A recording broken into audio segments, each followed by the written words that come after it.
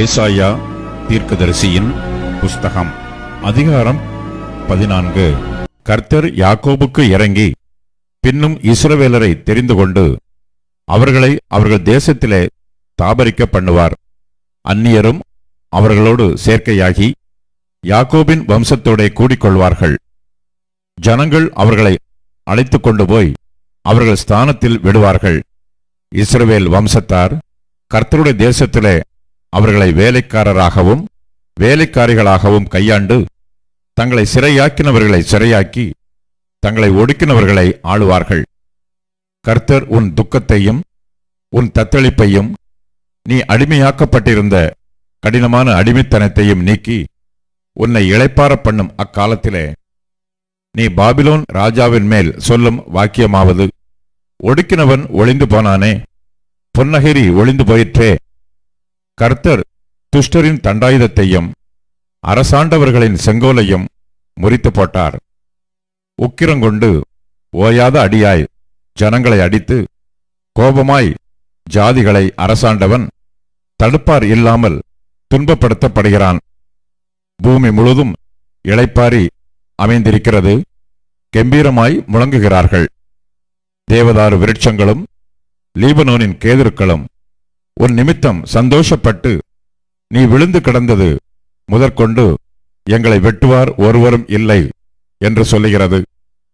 கீழே இருக்கிற பாதாளம் உன் நிமித்தம் அதிர்ந்து உன் வருகைக்கு எதிர்கொண்டு பூமியில் அதிபதிகளாயிருந்து செத்த ராட்சதர் யாவரையும் உன் நிமித்தம் எழுப்பி ஜாதிகளுடைய எல்லா ராஜாக்களையும் அவர்களுடைய சிங்காசனங்களிலிருந்து எழுந்திருக்க பண்ணுகிறது.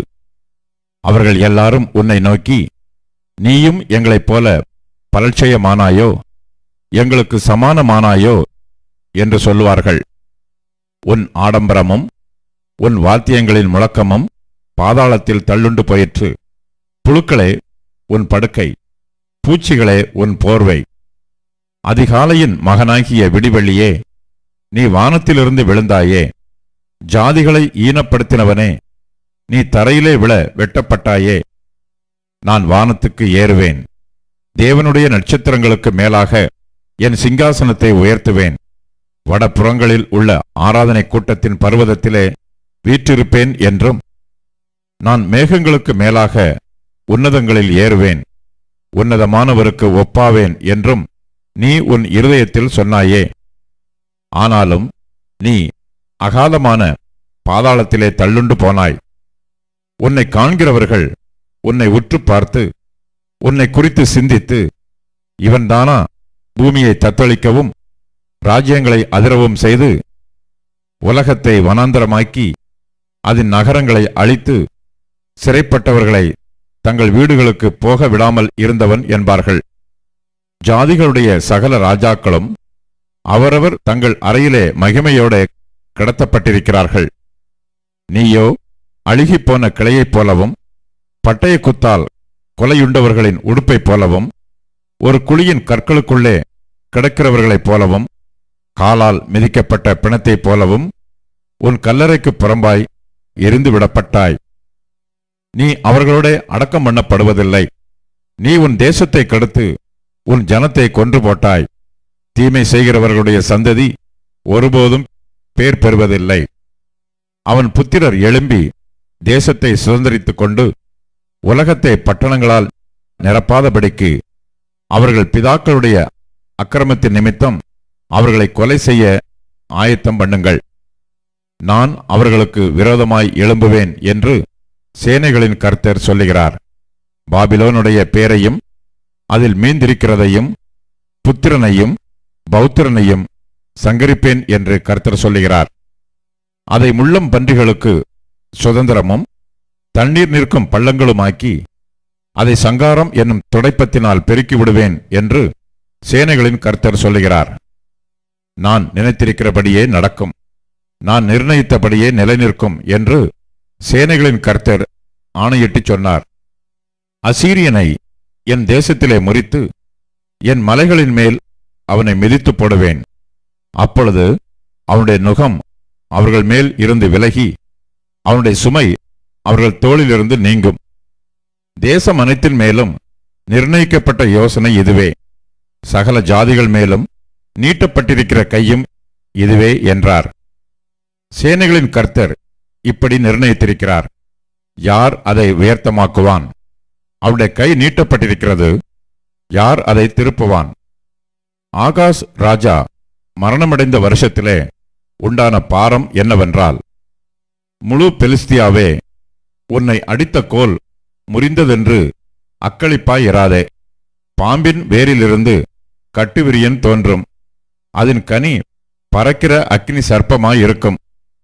தரித்திரரின் தலைப்பிள்ளைகள் திருப்தியாய் புசித்து எளியவர்கள் சுகமாய் படுத்திருப்பார்கள். உன் வேரை பஞ்சத்தினாலே சாகப் பண்ணுவேன். உன்னில் மீதியானவர்களை அவன் கொன்று போடுவான். வாசலே அலறு, நகரமே கதறு. பெலிஸ்தியாவே, நீ முழுதும் கரைந்து போகிறாய்.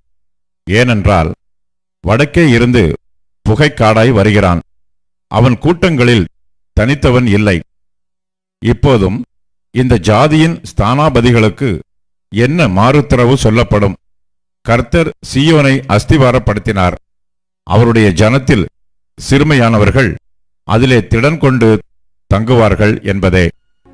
ஏசாயா தீர்க்கதரிசியின் புஸ்தகம், அதிகாரம் 15. மோவாபின் பாரம். இரவிலே மோவாபிலுள்ள ஆர் என்னும் பட்டணம் பாழாக்கப்பட்டது. அது சங்காரமாயிற்று. இரவிலே மோவாபிலுள்ள கீர் என்னும் பட்டணம் பாழாக்கப்பட்டது. அது சங்காரமாயிற்று. அழும்படி மேடைகளாகிய பாயித்துக்கும் தீபோனுக்கும் போகிறார்கள். நோபாவி நிமித்தமும் மேதபாவி நிமித்தமும் மோவாப் அலறுகிறது. அவர்களுடைய தலைகளெல்லாம் மொட்டையடித்திருக்கும், தாடிகளெல்லாம் கத்தரித்திருக்கும். அதன் வீதிகளில் இரட்டை கட்டிக்கொண்டு எல்லாரும் அதன் வீடுகளில் மேலும் அதன் தெருக்களிலும் அலறி அழுது கொண்டிருக்கிறார்கள். எஸ்போன் ஊராரும் எலையாலே ஊராரும் கூக்குரல் இடுகிறார்கள். அவர்கள் சத்தம் யாகாஸ் மட்டும் கேட்கப்படுகிறது. ஆகையால் மோவாபின் ஆயுதபாணிகள் கதறுகிறார்கள்.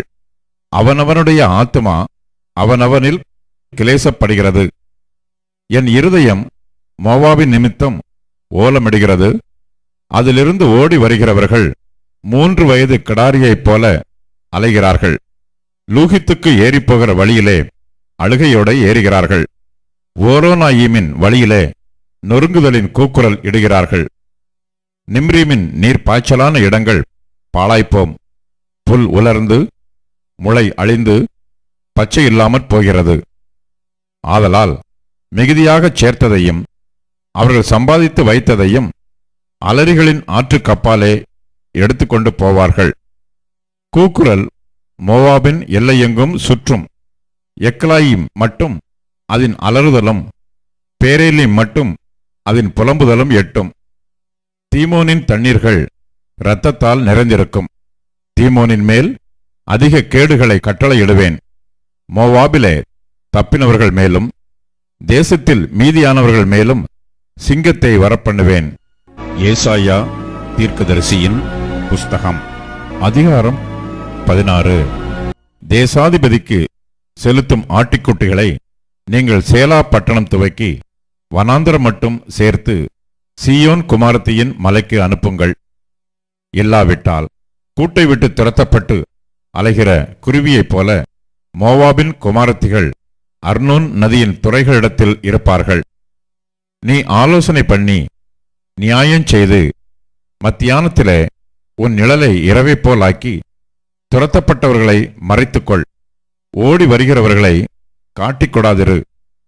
மோவாபே, துரத்திவிடப்பட்ட என் ஜனங்கள் உன்னிடத்தில் தங்கட்டும்.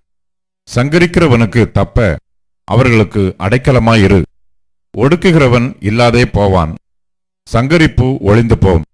மிதிக்கிறவர்கள் தேசத்தில் இராதபடிக்கு அழிந்து போவார்கள்.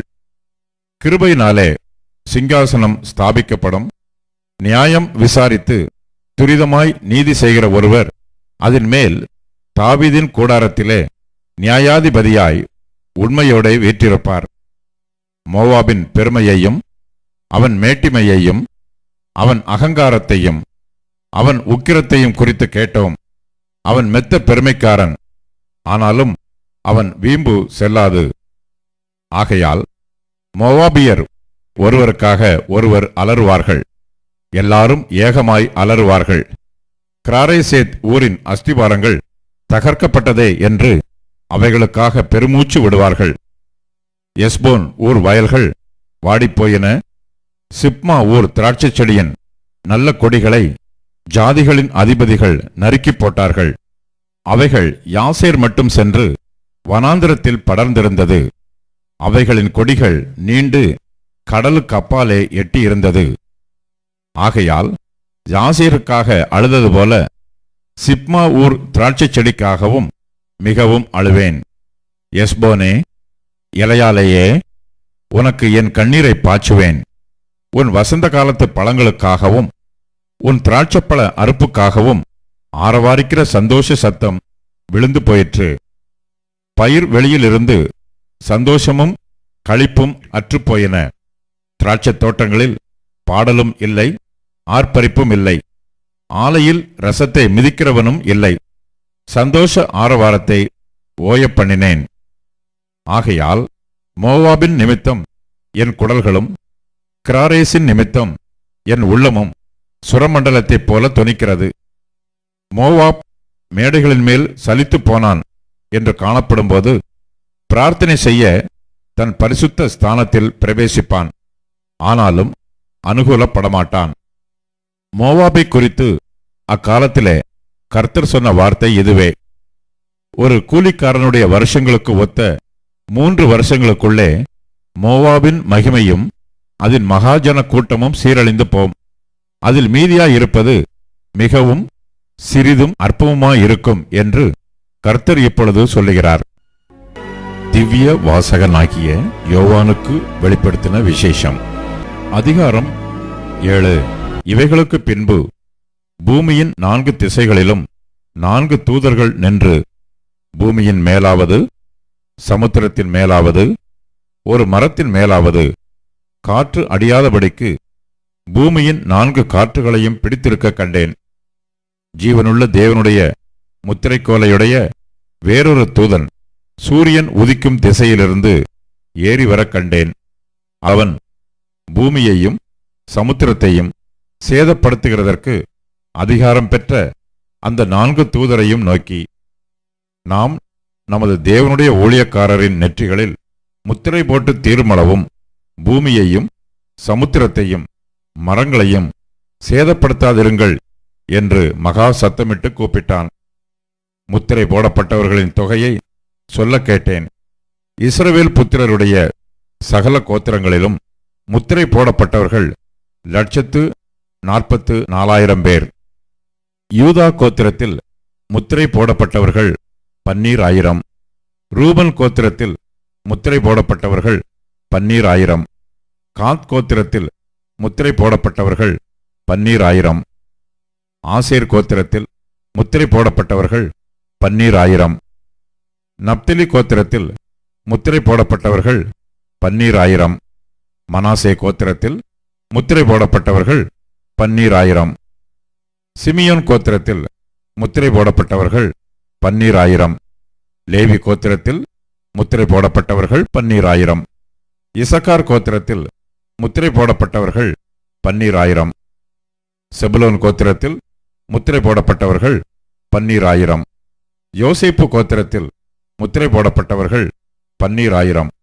பென்யமீன் கோத்திரத்தில் முத்திரை போடப்பட்டவர்கள் 12,000. இவைகளுக்கு பின்பு நான் பார்த்தபோது, இதோ, சகல ஜாதிகளிலும் கோத்திரங்களிலும் ஜனங்களிலும் பாசைக்காரரிலும் இருந்து வந்ததும் ஒருவனும் எண்ணக்கூடாததுமான திரளான கூட்டமாகிய ஜனங்கள் வெள்ளை அங்கிகளை தரித்து தங்கள் கைகளில் குருத்தோலைகளை பிடித்து சிங்காசனத்திற்கு முன்பாகவும் ஆட்டுக்குட்டியானவருக்கு முன்பாகவும் நிற்க கண்டேன். அவர்கள் மகா சத்தமிட்டு, ரட்சிப்பின் மகிமை சிங்காசனத்தின் மேல் வீற்றிருக்கிற எங்கள் தேவனுக்கும் ஆட்டுக்குட்டியானவருக்கும் உண்டாவதாக என்று ஆர்ப்பரித்தார்கள். தூதர்கள் யாவரும் சிங்காசனத்தையும் மூப்பர்களையும் 4 ஜீவன்களையும் சூழ நின்று சிங்காசனத்திற்கு முன்பாக முகங்குப்புற விழுந்து தேவனை தொழுது கொண்டு, ஆமென், எங்கள் தேவனுக்கு துதியும் மகிமையும் ஞானமும் ஸ்தோத்திரமும் கனமும் வல்லமையும் பலனும் சதா காலங்களிலும் உண்டாவதாக, ஆமென் என்றார்கள். அப்பொழுது மூப்பர்களில் ஒருவன் என்னை நோக்கி, வெள்ளை அங்கிகளை தரித்திருக்கிற இவர்கள் யார்? எங்கே இருந்து வந்தார்கள் என்று கேட்டான். அதற்கு நான், ஆண்டவனே, அது உமக்கே தெரியும் என்றேன். அப்பொழுது அவன், இவர்கள் மிகுந்த உபத்திரவத்திலிருந்து வந்தவர்கள். இவர்கள் தங்கள் அங்கிகளை ஆட்டுக்குட்டியானவருடைய இரத்தத்திலே தோய்த்து வெளுத்தவர்கள். ஆனபடியால் இவர்கள் தேவனுடைய சிங்காசனத்திற்கு முன்பாக இருந்து இரவும் பகலும் அவருடைய ஆலயத்திலே அவரை சேவிக்கிறார்கள். சிங்காசனத்தின் மேல் வீற்றிருக்கிறவர் இவர்களுக்குள்ளே வாசமாயிருப்பார். இவர்கள் இனி பசி அடைவதுமில்லை, இனி தாகமடைவதும் இல்லை. வெயிலாவது உஷ்ணமாவது இவர்கள் மேல் படுவதுமில்லை. சிங்காசனத்தின் மத்தியில் இருக்கிற ஆட்டுக்குட்டியானவரே இவர்களை மேய்த்து இவர்களை ஜீவ தண்ணீருள்ள ஊற்றுகள் அண்டைக்கு நடத்துவார். தேவன் தாமே இவர்களுடைய கண்ணீர் யாவையும் துடைப்பார் என்றான்.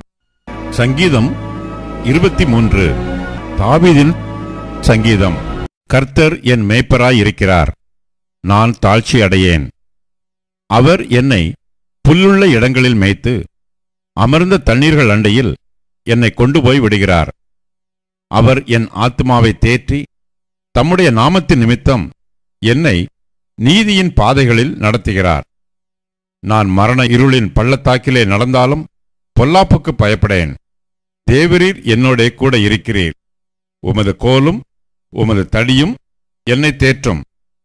என் சத்துருக்களுக்கு முன்பாக நீர் எனக்கு ஒரு பந்தியை ஆயத்தப்படுத்தி என் தலையை எண்ணெயால் அபிஷேகம் பண்ணுகிறீர். என் பாத்திரம் நிரம்பி வழிகிறது. என் ஜீவனுள்ள நாளெல்லாம் நன்மையும் கிருபையும் என்னை தொடரும். நான் கர்த்தருடைய வீட்டிலே நீடித்த நாட்களாய் நிலைத்திருப்பேன்.